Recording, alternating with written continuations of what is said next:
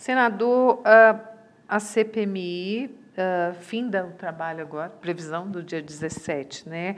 Houve uma pressão muito grande dos governistas para que fosse instalada essa CPMI. Hoje, qual a avaliação que o senhor faz em relação à CPMI? Foi bom para o governo? Nós temos que agradecer a oposição. A CPMI foi boa para a verdade. Só tem uma verdade. A democracia, a república e o nosso governo foram as vítimas do 8 de janeiro. O 8 de janeiro, e isso vai ficar patente, eu tenho certeza, no relatório da senadora Elisiane, foi uma tentativa de golpe de Estado contra o nosso governo. A ofensa, a infâmia contra a sede dos três poderes foi uma infâmia também contra a República e contra a democracia brasileira, que deve ser sempre lembrada, para que nunca se esqueça e para que, sobretudo, nunca mais aconteça. Expôs o governo Bolsonaro, senador, na avaliação? Eu acho que expôs um período triste da história em que o governante maior, em que o chefe de governo queria atentar contra a democracia, contra o voto soberano que o levou ao poder. Expôs a verdade de um movimento golpista, de um movimento contra a democracia.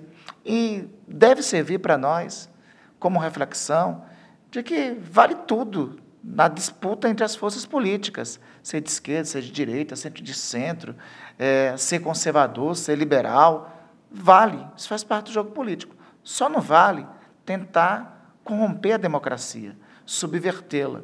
Só não vale movimentos terroristas contra o Estado Democrático de Direito. Só não vale destruir a sede dos três poderes. Isso não vale, isso é fora do jogo. Eu acho que essa é a grande lição que fica, não somente do processo, não somente do 8 de janeiro, mas de todo o processo que nós, lamentavelmente, vivemos nos últimos 4 anos. Foi um tiro no pé, só entende, sim, da oposição? Eu só posso dizer que nós, do governo, agradecemos a iniciativa deles. Maravilha. Senador, a expectativa do relatório agora, do dia 17, da apresentação da relatora? Eu acho que vai ser um relatório coerente com a verdade e com tudo que ela viu. Vai ser um relatório também que compartilha informações da Polícia Federal, compartilha informações do Supremo Tribunal Federal. Então, não tem nada mais forte do que Sua Excelência, o fato. Existem fatos. O 8 de janeiro teve a execução de um movimento que se articulou muito antes. Na execução desse movimento, procurou se destruir os símbolos da democracia e da República, a sede dos três poderes, localizada na Praça dos Três Poderes, em Brasília. Tiveram movimentos que antecederam. O 8 de janeiro foi o culminar de um processo golpista, o culminar desesperado de um processo golpista, que se inaugurou com o não reconhecimento do resultado das eleições por parte do presidente de então, em 30 de outubro, que teve como ponto auxiliar a orientação para a ocupação da frente dos quartéis, que teve como ponto complementar atos terroristas aqui em Brasília, no 12 de dezembro, que teve a tentativa de acionar uma bomba em Brasília no dia 23, e que, frustrados todas as buscas para tentar dar o golpe de Estado antes da posse do presidente eleito, o fizeram no dia 8. É este o relato dos fatos. Eu creio que isso deverá constar no relatório da Elisiane, porque isto não é narrativo, isso são os fatos do que ocorreu. Indiciamentos. Eu não sou o relator, mas por todos os fatos colocados, eu acho que, inevitavelmente, alguns personagens, como o senhor Heleno, o senhor Braga Neto, o ex-presidente da República, o senhor Mauro Cid, dentre outros, inevitavelmente, também o senhor Anderson Torres, já esquecendo, inevitavelmente estarão entre os indiciados. Senador, houve uma orientação do governo para que a senadora Elisiane, na formatação da lista dos indiciados, ou seja, um cuidado maior? Orientação nenhuma. O governo não intervém, não participa da construção do relatório da senadora Elisiane. A única titular desse relatório é a própria senadora. O governo, o máximo que fará é colaborar, requisitado pela relatora e pela CPI, com as informações que são requisitadas.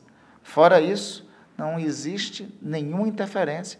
O relatório é da relatora, com base nos fatos do que ela viu nos depoimentos, com base, sobretudo, dos fatos que ela recebeu nos autos das investigações que estão em curso. Então, em momento nenhum, o governo está interferindo? De forma alguma. O relatório, e nem precisa, né? Para quê? Por que fazer intervenção, fazer qualquer tipo de interferência, quando os fatos são patentes? Se conhece quem são os responsáveis, se conhece quem são os culpados. A grande vantagem, o grande aliado do governo nesta investigação da CPMI é a realidade, é o fato. Nós concorremos contra o negacionismo. O mesmo negacionismo que outrora levou 700 mil brasileiros à morte é o negacionismo dos fatos, da realidade, que tenta se impor na CPMI. Senador, é pauta da semana que vem, expectativa de votação, desoneração da folha? Está na pauta da CAI na terça-feira. O governo ponderará, sobretudo, sobre a desoneração em relação aos municípios. Por uma razão, visto que o PLP 136, de autoria do próprio governo, já foi aprovado pelo Congresso Nacional, faz a recomposição das perdas de ICMS e FPM de todos os municípios com os valores do ano passado. Então, por conta disso, me parece inócuo, desnecessário ter ainda a desoneração em relação aos municípios, visto que já tem uma medida aprovada pelo Congresso Nacional de iniciativa do governo e que deverá ser até segunda ou terça-feira sancionada pelo presidente da República. E como é que vai ser o procedimento na CAI, então, em relação a isso? Nós vamos ponderar em relação a isso para que ocorra alteração especificamente em relação a esse ponto. Principais projetos de votação semana que vem do governo? Nós vamos acompanhar aqui a votação da desoneração, mas, sobretudo, acompanhamos, queremos, esperamos, desejamos que a Câmara dos Deputados vote a tributação das offshores. Isso é indispensável para o esforço fiscal que o ministro Haddad está fazendo para a redução das metas do déficit primário. O relator disse que provavelmente não deve votar semana que vem.